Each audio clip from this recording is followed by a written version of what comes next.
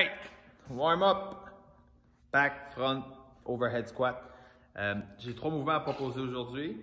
Fait qu'après avoir fait un conditionnement de 5 à 7 minutes avant de faire une séance de back squat pour l'exemple d'aujourd'hui, c'est d'aligner 3 mouvements qui vont cibler les hanches, les fléchisseurs de genoux, puis aussi les chevilles. Fait qu'après avoir fait 3 séries de ces 3 exercices-là, il y en a deux autres exercices que je vais proposer après ça avec le back squat. Puis la boîte en arrière de moi. Okay? Fait que le premier mouvement, RNT, Air Squat, RNT, ça veut juste dire qu'on fait l'usage d'un mini band qu'on appelle. Fait qu'on met ça en haut des genoux. Okay, on va mettre ça en haut des genoux.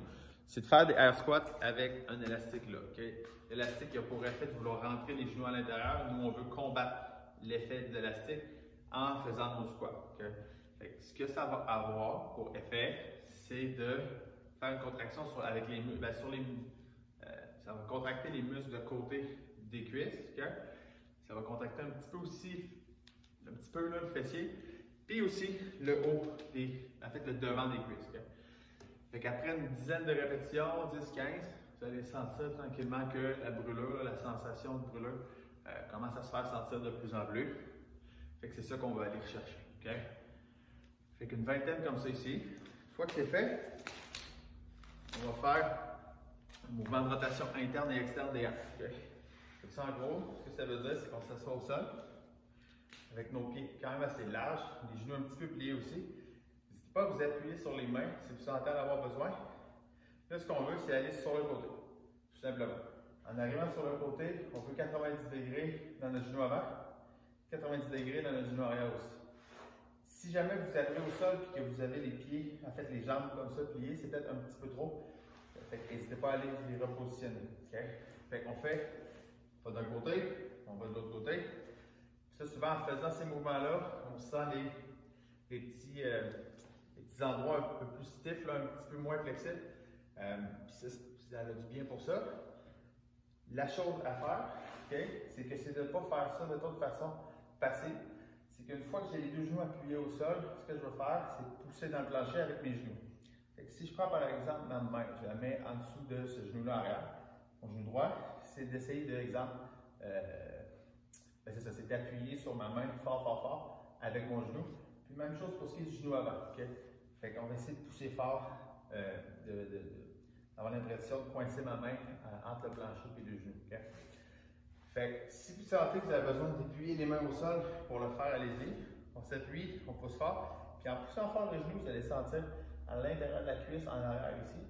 Ce qu'on veut sentir justement, c'est que c'est là que ça contracte. Pour ce qui est du genou avant, en poussant dans le plancher, ici, on va sentir que c'est plus l'extérieur de la cuisse puis la fesse. Okay? Fait qu'on fait ça d'un côté, on fait ça de l'autre. Puis là, si jamais vous sentez à l'aise de faire le tronc complètement droit, mettons la verticale, il n'y a aucun problème là.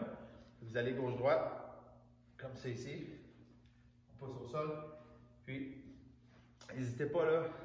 Là, il n'y a pas de fierté à vouloir absolument être grand comme ça puis essayer de pousser au sol. Parce que si vous sentez qu'il y a un petit pincement, un genre de point ici dans la hanche arrière, puis dans le devant, un genre de point ici, entre le tronc et la cuisse, c'est pas l'idéal. C'est pas ça qu'on recherche. Ce qu'on veut vraiment, là, c'est les endroits que j'ai mentionné tantôt.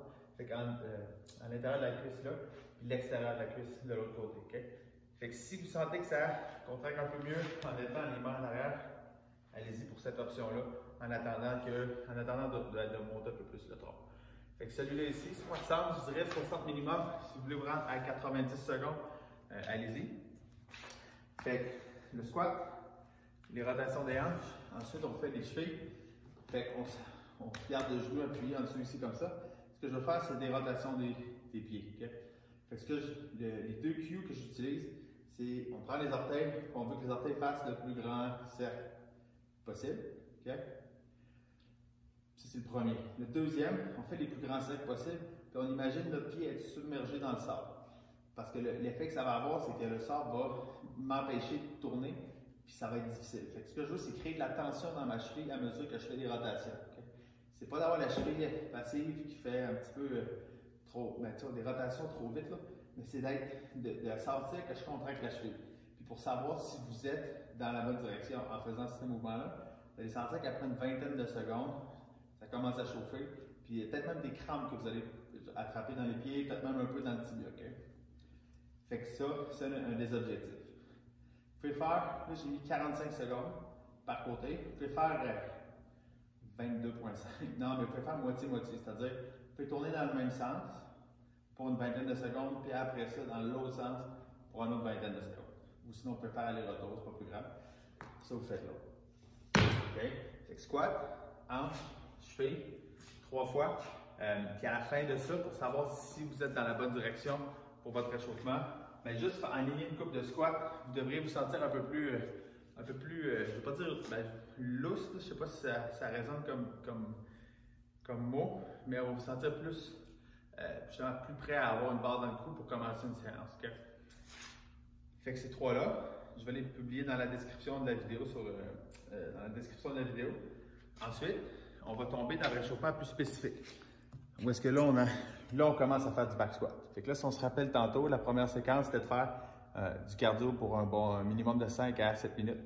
Ensuite, on se dirige un peu plus spécifique ici avec les squats, les hanches puis les chevilles. Puis là, pour terminer, là, on est vraiment dans le réchauffement spécifique où est-ce que là, on met du squat avec des tall box jumps. Fait que là, on a un élément de rapidité dans le réchauffement.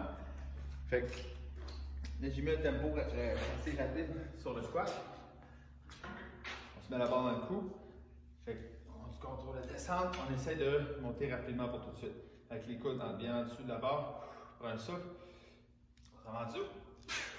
Puis on monte. On descend. Puis on monte. Fait que là, vous pouvez jouer avec le tempo. Ce que j'aime bien au début, c'est de faire des répétitions un petit peu plus rapides. Une fois que c'est fait, là, c'est un tall box jump. Fait que, contrairement à un box jump de workout plus conditionnement un peu, où est-ce qu'on atterrit comme ça ici sur la barre.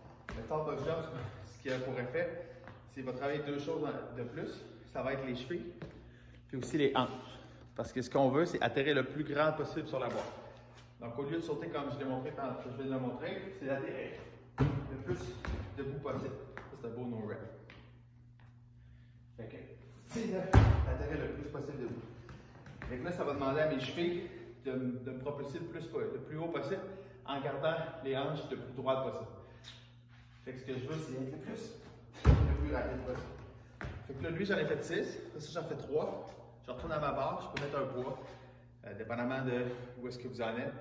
Je peux mettre peut-être 25 livres, 45 livres chaque côté, peu importe. On fait une série de 6, on recommence sur la barre. Fait que là, si on a de la charge ici, si on sent d'attaque, on peut augmenter la difficulté aussi. On peut mettre, je sais pas, on peut mettre des poids, des plaques de poids par exemple. Si jamais on prend le pouce. Fait que là, on l'essaye. Fait que l'exemple, j'en fais 3 autres. Je recommence encore. Fait que là, j'en fais 3. Je retourne à ma barre. Je refais mes 6 reps avec un petit peu plus lourd. Puis pour un total, là, en termes de volume total, quand je parle de volume, je parle de quantité totale de répétitions. Pour ce qui est, par exemple, des sauts ici, je dirais pas plus que 10-15 sauts tout au max. Okay? Il y en a qui vont tolérer peut-être un peu plus, mais comme règle générale, on ne veut pas que les sauts ici nuisent à la séance de squat qui s'en vient. Okay? Même chose pour le nombre de barres. Si vous faites dépendamment de votre entraînement, là, mais on ne veut pas que votre quantité de réchauffement, votre volume de back squat en warm-up nuise à vos séries de travail que vous allez faire plus tard. Alright, fait que je vais les inscrire dans la description, mais un petit conditionnement. Ensuite, on fait des mouvements un petit peu plus spécifiques ici, hanches, chevilles, puis fléchisseur de genoux. 3 séries, puis après ça, une fois ici, bon, ben là, on met un peu plus de vitesse. Fait que ça, l'objectif, c'est de vous permettre de sentir que on va huiler un petit peu les hanches avant votre série de squat. Alright, faites-moi signe si vous avez des questions.